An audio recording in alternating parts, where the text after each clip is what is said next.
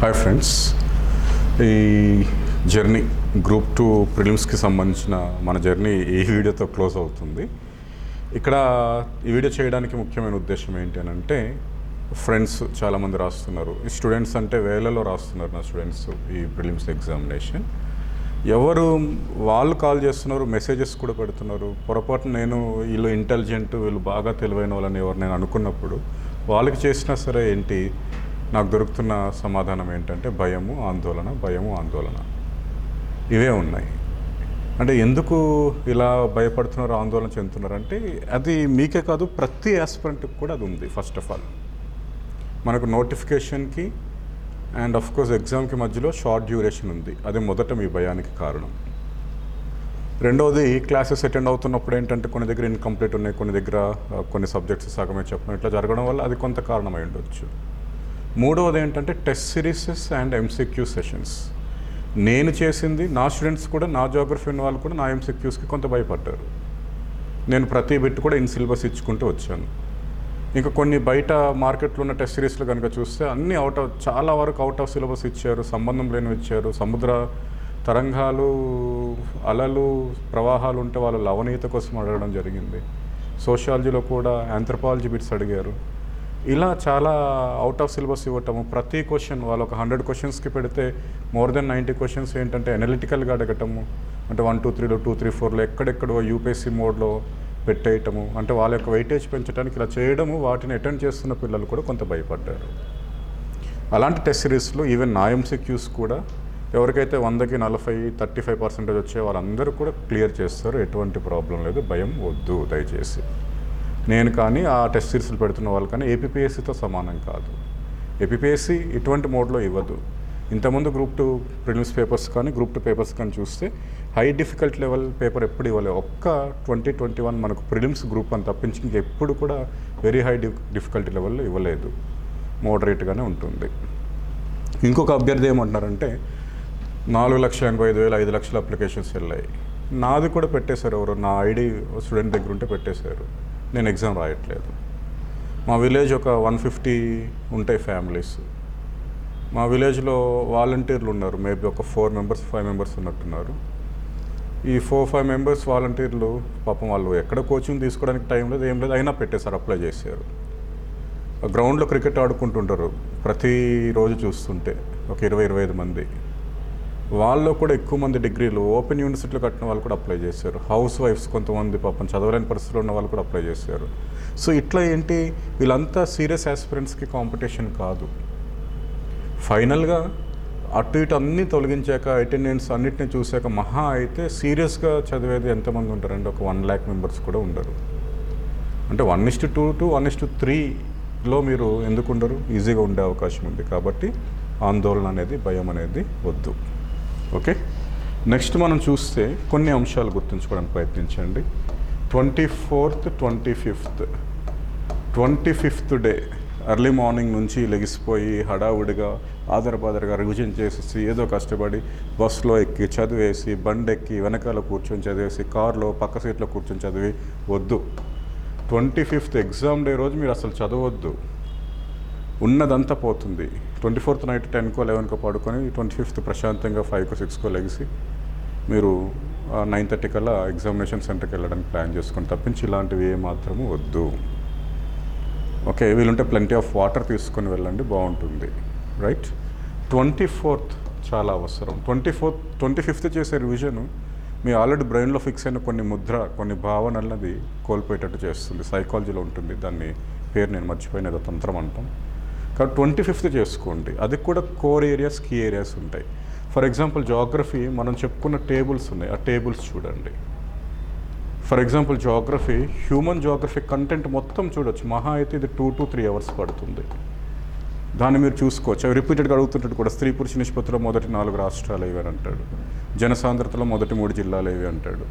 ఈ క్రింది జిల్లాలను వాటి యొక్క అక్షరాస్యత రేటును జతపరచండి అంటాడు. పట్టణీకరణలో మొదటి 4 రాష్ట్రాలు ఇట్లా అంటాడు. అలాంటి బిట్స్ ఏంటి మనకు ఇంపార్టెంట్. అలాంటివి హ్యూమన్ జాగ్రఫీ పెద్ద టైం పట్టదు, 2 to 3 hours. అలాగే సోషాలజీలో, హిస్టరీలో అలాంటి సంబంధించినవి మీకు ఏవైనా ఉంటాయో అవి మీకు ఐడియా ఉంటుంది కాబట్టి, తెలిసే ఉంటుంది కాబట్టి అలాంటివి మాత్రం రివిజన్ చేయండి ఎప్పుడు. అది కూడా 24th 25th కాదు. Okay, exam in time reach అవ్వడం బెటర్. ఒక అరగంట ముందుంటే తప్పేం లేదు, ప్రాణమేం పోదు. ఓకే, వెళ్ళాక ఫస్ట్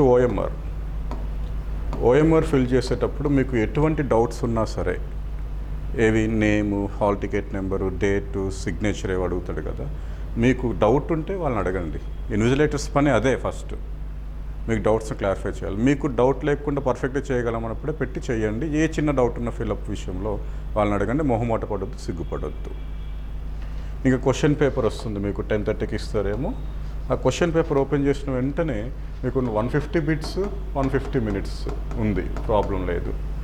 గ్రూప్ 1లో మనకు 2 పేపర్స్లో 120 ఏముండేవి మనకు, హిస్టరీ, పాలిటీ, ఎకానమీ, జాగ్రఫీ. ఇదే సీక్వెన్స్లో 30 బిట్స్ ఇచ్చాడు. SNT, current affairs, maths and reasoning అదే సీక్వెన్స్లో 30 ఇచ్చాడు. ఇక్కడ కూడా మనకేంటి, history, geography, sociology, current events and maths ఈ సీక్వెన్స్లో 30 బిట్స్ ఇస్తాడు. మీరు ఓపెన్ చేశారు, హిస్టరీయో జాగ్రఫీయో మీకు నచ్చింది ఓపెన్ చేశారు అనుకుందాం. ఫస్ట్ బిట్ ఓపెన్ చేశారు, ఒక పదం చూస్తే భయం వేస్తుంది, అక్కడ ఏదో మీకు టర్మినాలజీ అది మీకు తెలియదు, భయపడొద్దు. అందరికీ అది కష్టమే, మీకే కాదు. ఫస్ట్ క్వశ్చన్ ఆన్సర్ చేయలేదు, సెకండ్ చేయలేకపోయారు, థర్డ్ చేయలేకపోయారు, ఫోర్త్ చేశారు, రిలీఫ్ వస్తుంది. 5th చేశారు, 6th చేయలేదు, 7th చేయలేదు, 8th చేయలేదు, 10th చేశారు, అర్థమవుతుంది. ఓహో, పేపర్ డిఫికల్టీ లెవెల్ మీకు తెలుస్తుంది, డిఫికల్టీనెస్ పెరుగుతుంది. అలాంటప్పుడు నెగిటివ్ మార్క్స్ సంఖ్య పెరిగే అవకాశం ఉంటుంది, జాగ్రత్తగా ఆన్సర్ చేయాల్సి ఉంటుంది. ఓకే, ఒకవేళ డిఫికల్టీ పేపర్ ఎక్కువగా ఉంది, డిఫికల్టీనెస్ ఎక్కువగా ఉంది, అవి 65 నుంచి 70, 70 నుంచి 75 మధ్యలోనే కట్ ఆఫ్ ఉంటుంది, అంతకన్నా పెరిగే అవకాశం ఉండదు. కాబట్టి దాంట్లో కూడా భయాందోళనలు ఉండొద్దు. ఎస్ఎస్సి సిజిఎల్ అనుకోండి, 4 బిట్లు మీరు వరుసగా తప్పు చేసి 5వ బిట్ కరెక్ట్ చేసిన 1/4 నెగిటివ్ మార్క్, కాబట్టి మనకేంటి సెట్ అయిపోతుంది.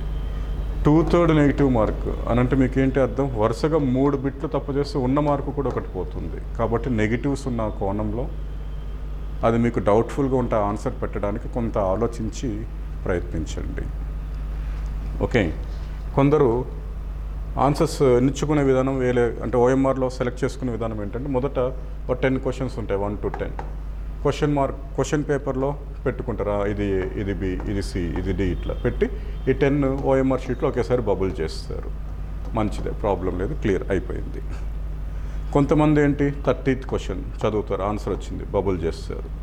31 రాలేదు, ఆగుతారు. 32 రాలేదు, ఆగుతారు. 34 వచ్చింది, బబుల్ చేస్తారు. కానీ ఇక్కడ 30 తర్వాత 31 బబుల్ చేసేస్తారు. అందుకే క్వశ్చన్ చదివి ఆన్సర్ ఫిక్స్ అయిన తర్వాత ఓఎంఆర్లో కూడా వెళ్ళే ముందు క్వశ్చన్ నెంబర్ మళ్ళీ చూడండి, తప్పేం లేదు. మీకు 1 minute ఒక క్వశ్చన్కి ఇచ్చాడు, ఎంత పెద్ద క్వశ్చన్ అయినా 10 to 15 సెకండ్స్లో కంప్లీట్ చేస్తాం చదవటం. ఆప్షన్స్ చదవడానికి 2 to 4 సెకండ్స్ కన్నా ఎక్కువ తీసుకోము. ఓవరాల్గా క్వశ్చన్ మీరు 2 సార్లు చదివినా మనకు ఒక 30 సెకండ్స్ కన్నా ఎక్కువ పట్టదు, మీరు భయపడద్దు. బబుల్ చేయడానికి 3 to 4 సెకండ్స్ కన్నా ఎక్కువ పట్టదు. అంటే టైం సఫిషియెంట్గా ఎక్సెస్గానే ఉంటుంది. ఒక మ్యాథ్స్ విషయంలో ఏంటంటే మనం వర్క్ చేస్తాం కాబట్టి, సొల్యూషన్ చూస్తున్నాం కాబట్టి టైం ఎక్కువగా పట్టే అవకాశం ఉంది. అదర్ దెన్ మ్యాథ్స్ మీకు సఫిషియెంట్ టైమే దొరికే అవకాశం ఉంటుంది, భయపడొద్దు. క్వశ్చన్ చదివేటప్పుడు మీకు ఏమైనా తెలుగులో చదువుతున్న వాళ్ళకి ఏమైనా డౌట్ వచ్చింది, భావన కాన్సెప్ట్ మారిపోతుందని, ఒక్కసారి ఇంగ్లీష్ వెర్షన్ చూడండి. ఎందుకంటే తెలుగులో ఎక్కువ సందర్భాల్లో తప్పులు ఇచ్చే అవకాశం ఉంటుంది. First point. ఓకే, డౌట్ ఉన్నప్పుడు దేనికి వెళ్ళాలి, ఇంగ్లీష్.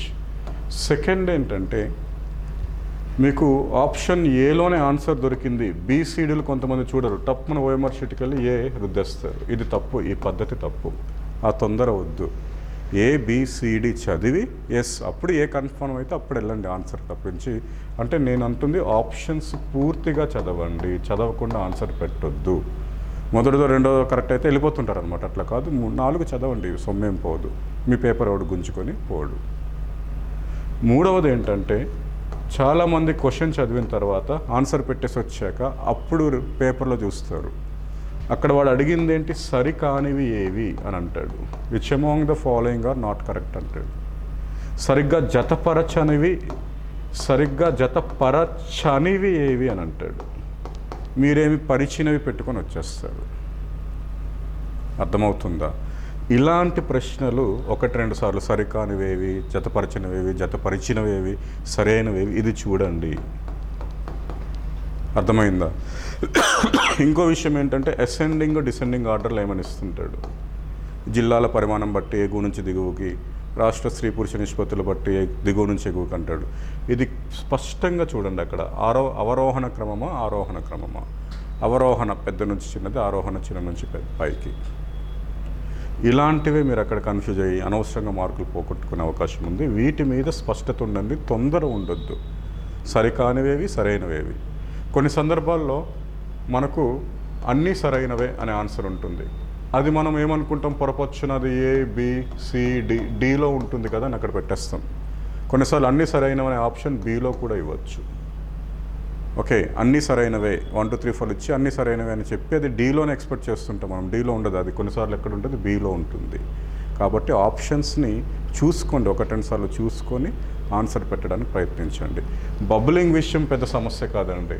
అది ఏంటి, మరీ ఓవర్గా బయటకు వచ్చేస్తే ప్రాబ్లం, కానీ లోపల 90% బబుల్ చేస్తే అది కరెక్ట్, ఎటువంటి ఇష్యూ ఉండదు. ఇది సమస్య కాదు. మీరు ఆన్సర్లు పెట్టేటప్పుడు ఎటువంటి ప్రశ్న తెలిసి సమాధానం తెలిసి తప్పు పెట్టేస్తుంటారు. కారణం ఏంటంటే తొందర, పూర్తిగా చదవరు. సరైనదో సరికానిదో టెస్ట్ చేసుకోరు. అవరోహణ ఆరోహణ అర్థం చేసుకోరు. అన్నీ సరైంది అనే ఆప్షన్ డీలోనే ఉంటుందని ఎక్స్పెక్ట్ చేస్తారు. ఒకటి మాత్రమే సరైందనే ఆప్షన్ మనకు ఏలోనే ఉంటుందని ఎక్స్పెక్ట్ చేస్తున్నారు. అలాంటి స్పష్టంగా చదివి అది ఎక్కడుందో దాన్ని పెట్టండి. అక్కడ బిలో ఇస్తాడు, అన్నీ సరైందని మీరేంటి డీకి వెళ్ళిపోతుంటారు. అక్కడ రెండవది మాత్రమే కరెక్ట్ అనేది సిలో ఉంటుంది. మీరు రెండవది కరెక్ట్ అని చెప్పి అక్కడ ఏబిసిడి 1 2 3 4 ఏబిసిడి ఉంటాయి కదా, బి పెట్టేస్తారు, లేదా 2 అని పెట్టేస్తుంటారు. అలాంటి మిస్టేక్స్ చేయకూడదు. ఓకే, మీకు నచ్చిన సబ్జెక్ట్ని ఎంచుకొని వెళ్ళండి. మీరు చేస్తున్నప్పుడే పేపర్ డిఫికల్ట్గా ఉన్నట్టు తెలిసిపోతుంది. కాబట్టి నెగిటివ్ మార్క్స్ ఉన్నాయి కాబట్టి జాగ్రత్తగా ఆన్సర్ చేయండి. మొదట ఈ 4 కంప్లీట్ అయితే, history, Geography, sociology, current issues complete అయితే మ్యాథ్స్ చేయండి. మ్యాథ్స్కి కొంత టైం ఎక్కువగానే కేటాయించడం బెటరు. మ్యాథ్స్లో పర్ఫెక్ట్ ఆన్సర్స్ వచ్చే అవకాశం ఉంటుంది కాబట్టి ఫోకస్ పెట్టండి. టైం మిగిలినప్పుడు మళ్ళీ రండి. రెండవసారి మీరు వెళ్తున్నప్పుడు ఆన్సర్స్ చూస్తున్నప్పుడు అదే ప్రమాదం, ఊరిస్తుంటుందా ఈ బిట్ పెట్టేద్దాం ఆన్సర్, ఇది మనకు తెలిసేమో అన్నట్టు.